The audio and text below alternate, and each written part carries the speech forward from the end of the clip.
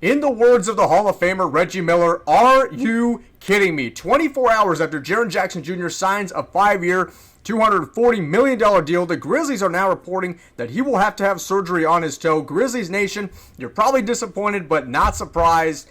Oh my goodness, so much to get into. Jerry Alatorre saying what's going on this very unfortunate episode of Grizzlies Digest just 24 hours after Jaren Jackson Jr. puts ink to the paper. The ink is probably still bleeding right now because you're just talking about 24 hours after he just signed perhaps the biggest deal of his life and one of the biggest deals in Grizzlies history.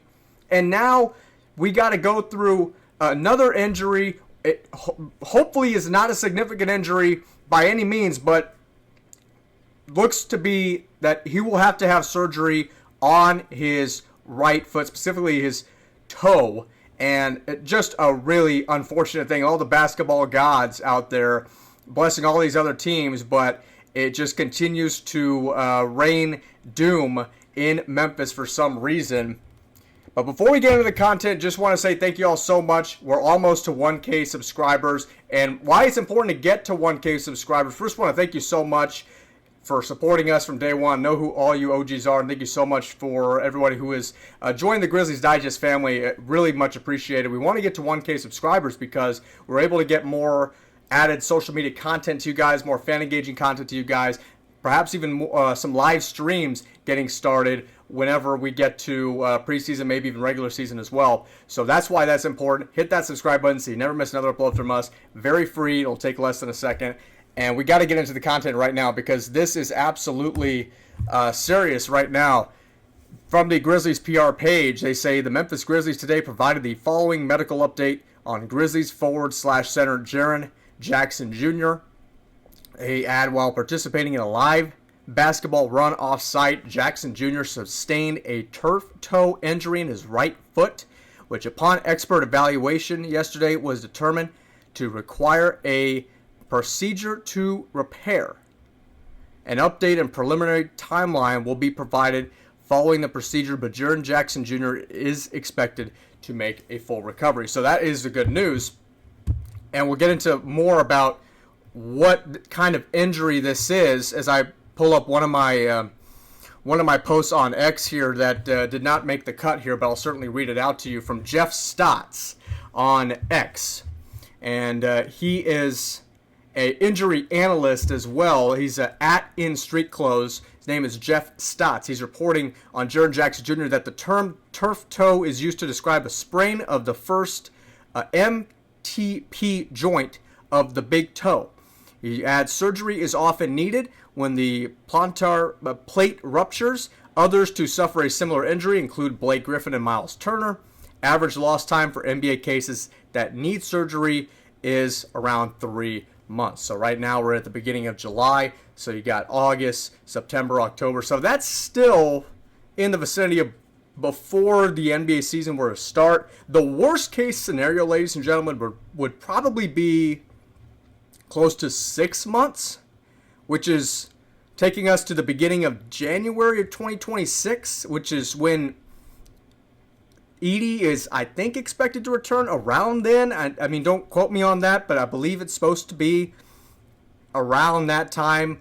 Maybe, luckily, if it's earlier than that. But for Jackson Jr., could be even before the regular season even starts, but still definitely a very concerning development here, especially after he just signed a 5-year, $240 million deal. Yet, as others are saying, it sometimes takes 3 to 6 months to process with surgery, and it's just one of the most unfortunate things that Grizzlies Nation can experience right now after having a really happy day, a really exciting day the previous day with free agency opening with Jerome signing, Santi Aldama re-signing, Jaren Jackson Jr. re-signing.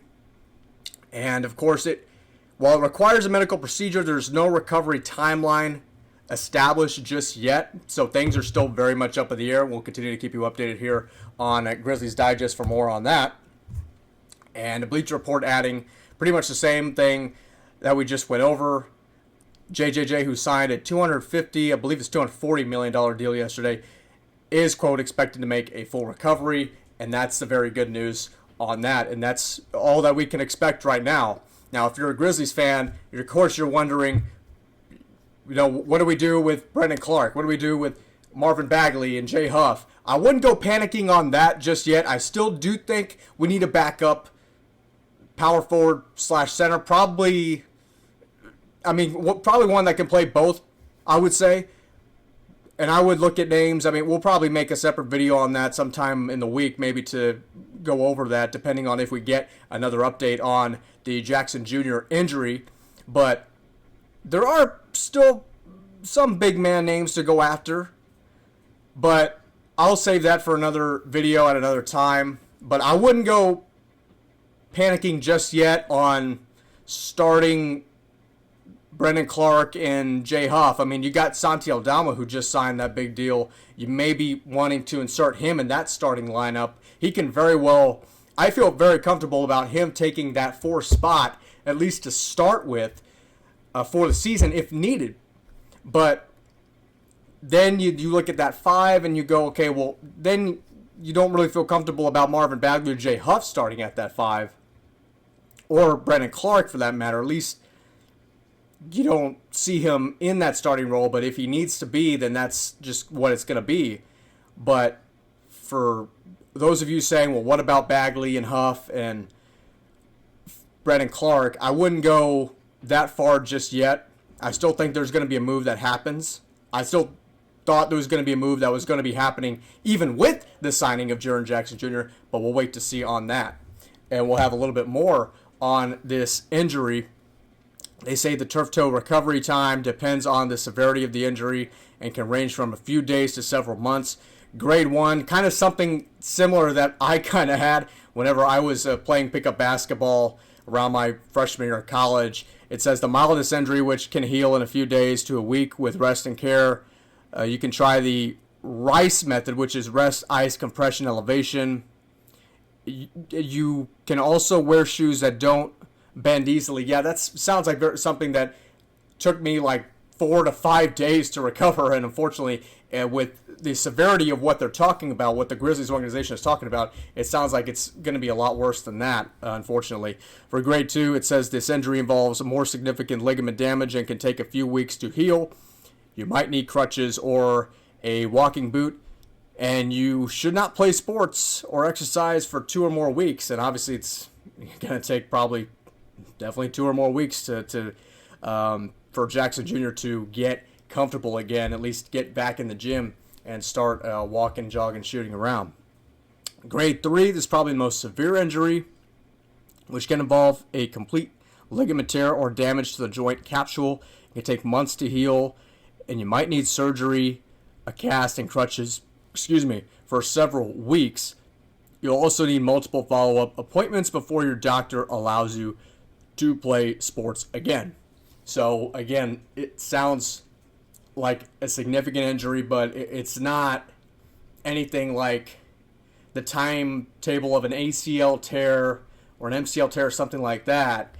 I don't want to speculate because we don't know. It's very, very early in the situation, but I would hope that Jackson Jr. is able to suit back up, if not for the preseason, then for the regular season. And it sounds like that could be the case. Sounds like he could very much still suit up for the beginning of the regular season. But, of course, we don't want to speculate. We'll stay right here on Grizzlies Digest, wait for the official reports from the Grizzlies organization to come out. Just being hopeful about everything. And, obviously, our best to Jackson Jr. and the team and Jackson Jr.'s family for what is going to be a pretty difficult few weeks or months. At least that's what it sounds like. But that's going to do it for us. Jared Alatorre saying thank you so much for watching this episode of Grizzlies Digest. You can like this video, comment on this video, share this video, leave a comment down below. Let it all out, Grizzlies Nation, your reaction. You've been going through it for so many months, so many years now. You just cannot catch a break, unfortunately. And it's another day where you just cannot catch that break. And it's felt among the city of Memphis. Jared Alatorre saying so long. We'll see you in the next video. Have a good one.